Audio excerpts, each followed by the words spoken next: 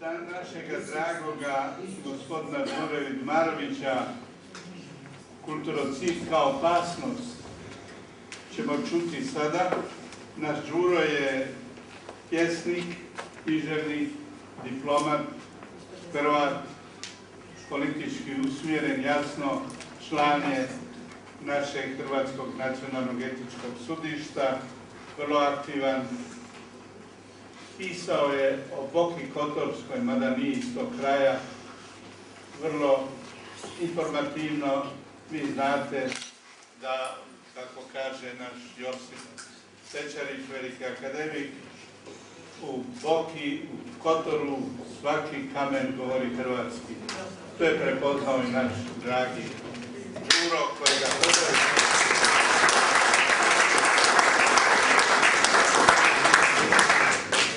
Predsjedniče, poštovani prijatelji nazočni, čuli smo promišljena izlaganja o kulturocidu kao fenomenu ljudske destrukcije koji se sa svjetskih prostora predijeva i u našu domovinu. Svi smo užasnuti slikama antičkog grada Palmire kojega ruše i uništavaju pripadnici ustaničke muslimanske vojske u Iraku i Siriji, poznati pod nazivom Islamska država. Prije toga bili smo zgranuti kada su u Afganistanu tamošnji pobjednici muslimanski talibani topovima razorili milenijske spomenike budističke kulture. Mi stariji dobro se sjećamo komunističkog kulturocida u Kini, poznatog kao kulturna revolucija. Tada je razoreno i uništeno, na primjer, samo u Tibetu 80% samostalskih kompleksa s milenijskom baštinom jednog miroljubivog naroda. Mogli bismo nabrajati dalje i dublje u povijest.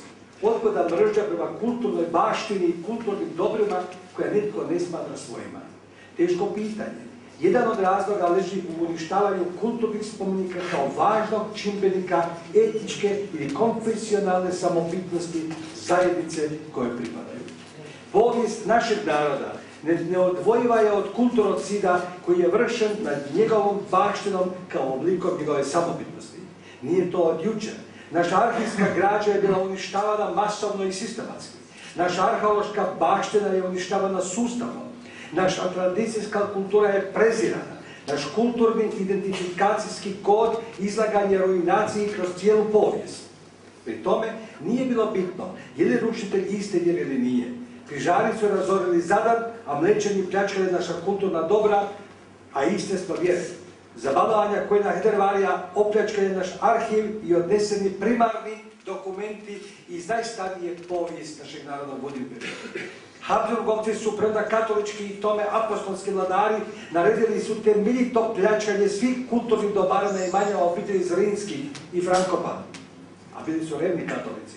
Osmanlije su uništili najveći dio svih sakralnih objekata u osvojenim hrvatskim zemljama, spalili sve spise, uništili kulturnu baštinu.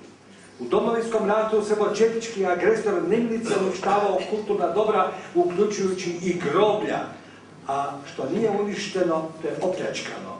I danas je veći dio opljačkanog u njihovom plijenu, a naša vlada ne poduzima dostatne korake kako bi se to vratilo.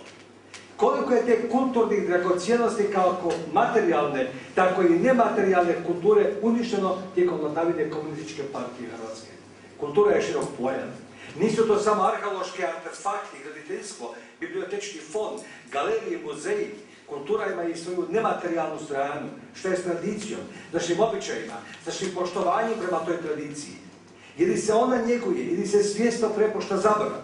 Bili smo svjedoci kada su komunisti svjesno dopuštali strancima da harače po našim selima i da odvoze narodnu baštinu u bescjenje, jer su prije toga takozvanom urbanizacijom sve što je seljačko proglašavali nazadnim i manje vrijednim, što više poticali su mlađi naraštaj da se stidite izvorne baštine svojih predaka. Zbiva li se kod nas kulturocid? Zbiva, nažalost, i sramotu svih nas. Zbiva se dijelom riječju i propustom. Na svim područjima, kako materijalne, tako i nematerijalne baštine. Umjesto prihvaćanja kulture kao samobitnosti, ona se tretira kao teret, a u nekim segmentima se odbacuje. Naprimjer, kultura života zamjenjuje se kulturom smrti, kultura obiteljskog sklada kulturom individualne usamljenosti, kultura intimnosti uz kulturom razvrata, kultura poštovanja s kulturom napuštanja, moral se namjerno pretvara u nemoral konstante ljudskog, bračnog i obiteljskog dostojanstva, namjerno se čak i na zakonodavnoj razini relativiziraju, osramoćuju i zamjenjuju negacijama. Umjesto kulture ljubavi i sklada unutar etičkog korpusa, njeguje se kultura razbijanja i sučeljavanja. Umjesto kulture rodoljublja, njeguje se kultura anacionalnih i protonacionalnih sadržaja. Zločinci i preziratelji nacionalne kulture veličaju se kao pozitivne ličnosti. Umjesto kulture poštivanja povijesti i znanstvenog i odgovornog pristupa povijesnog znanosti, na djelu je njezina manipulacija i stavljanje u funkciju političke pragmatike. Ide se tako daleko da istaknuti dužnosnici koje je režim postavio na ta mjesta javno i otvoreno negiraju čak i postojanje Hrvata kao naroda, potičući mržnju, strah i ogroženje. I to se čini svjesno. U književnosti stimuliraju se i potiču djela nacionalnog i protohrvatskog sadržaja. Tisak i televizija u tome su produžna ruka. Vlada ide tako daleko da oduzima zgradu Matici Hrvatskoj, kao najstarijoj hrvatskoj kulturno-prosvjetnoj ustanovi, da je to zdanje podignuto davno i marom njezinih članova. Vlada se odnosi indoletno pa i politikanski prema društvu hrvatskih književnika. Čuli smo, s nakonom da se ova prevažna kulturna ustanova izbaci iz svojih prostorije i učini nevažnom i poniženom.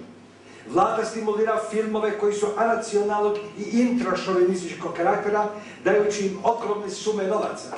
Poglavito je to bolno i prezira vrijedno kada se na udaru takvih pokvarenih redatelja nađe Domovinski rat. Vlada ne podržava normalan rad Muzeja hrvatskih arheoloških spomenika u Splitu. Vlada ne želi dovršiti spomenik vučedolskoj kulturi kao svjetskom raritetu. Vlada dopušta da se ruinira i izloži propasti Etnografski muzej u Zagrebu. Vlada pomaže samo one projekte koji su u skladu s takozvanim trakošćanskom bilježnicom. Sve što je izrazito nacionalno tretira se kao nazadno, nacionalističko i neprijateljsko. Kulturni djelatnici koji to ne prihvaćaju izloženi su podozrenju, prešućivanju i ispucavanju u normalnom radu. Odnos prema kulturnim i civilizacijskim vrijednostima Domovinskog rata je porazan.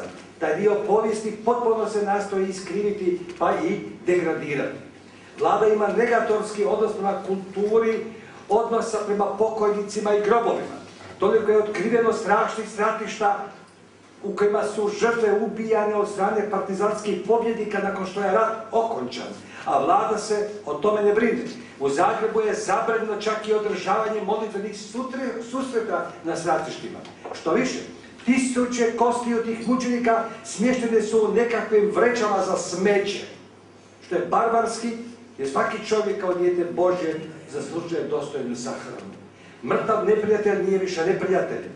Komunisti su službeno naređivali preoravanje groblja u kojima su sahranjivani njihovi protivnici. Vlada to ne osuđuje. Civilizirani su narodi postupili drugčije. Do neba je vapijući nekulturan odnos prema prosvjetnim djelatnicima koji su materijalno degradirani, a zakonskim sredstvima svedeni na činovnike. Veleizdajnički je odnos vlade prema hrvatskom jeziku, jer je taj jezik dio naše samobitnosti. Čuli smo, na hrvatskom jeziku ne možeš pisati stručne radove. Igre s jezikom dovode do ratova. Raspuštena je komisija za jezik pri Ministarstvu kulture, veliki akademik Katičić, koji je, kako je to sam napisao, dobio je pakrački dekret. Umjesto da radimo na istinskim hrvatskom pravopisu i rješavamo lingvističke probleme sukladno struci, naša vlada pokušava pravopis vratiti ili približiti zloglasnom novosadskom sporazumu. To je put moralne veleizdaje, ali to je put prema novom srpsko-hrvatskom sukobu. U vrijeme kada vlada Republike Srbije sistematski i kontinuirano prisvaja književnu baštinu Dubrovnika kao svoju, vlada Republike Hrvatske ne reagira na odgovarajući način, dajući time krila falsifikatorima. To je nastavak rata drugim sredstvima. Politički gledano riječ je o veleizdaji. To je prihvaćenje memoranduma 2 samo. Vlada ne njeguje kulturu dijaloga i konvivencije s pripadnicima drugih naroda. Ako čitamo naš tisak i gledamo HTV, tada dolazimo do zaključka kako je Republika Hrvatska kako je za Republiku Hrvatsku neusporedivo važnije sve što se zbiva u Srbiji nego u Europskoj uniji, čiji smo član. Vlada time zloporabljuje kulturu kako bi ostvarila ciljeve poznato pod sintagmom region. U tom smislu dešava se kulturocid u sportu. Umjesto da bude prevažan dio nacionalne kulture, nacionalni se šport uvlači u političke igre s ciljevima obnove prostora.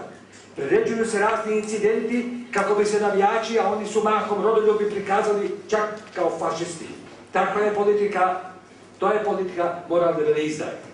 Poštovani, ne bih želio zloporabiti vaše strpljenje, ali situacija je kritična. Ako kulturni cilj bude dovršen uz poticanje mladih i obrazovnih ljudi da to što hitnije emigriraju, kao što kaže mlada kolegica, iz domovine, čime se uništava genofond nacije. Naša je budućnost kao etnosa pod znakom pitanja. Etnos ne može opstati na starcima. Mi, intelektualci koji na to upozoravamo, nemamo političkih i karijernih ambicija. Što više, ovakvim javnim nastupima izloženi smo retorziji vladajuće političke elite i kazna će ubrzo uslijediti sistemom prešućivanja i ignorancije. Ali baš što se mene tiče, ne želim biti ravnodušan na zbivanja u svom narodu i njegovoj kulturi, jer drugog nemam i ne želim imati. Ne želim biti pristran. Na primjer, izokrešnjavanje premda službenik Hedervarija ostavio je iza sebe djela važna za nacionalnu kulturu. Kada govorimo o sadašnjoj vladi, ne treba abolirati ni prethodne vlade Republike Hrvatske, jer su i one zapostavljale važnost skrbi o kulturi ili su je prelazile s politički motiviranim nakanama. No sada je riječ o vladi suverene države Hrvatske koja ima ustavnu obvezu skrbiti o svim segmentima nacionalne samobitnosti i štititi nacionalne interese. Hvala vam.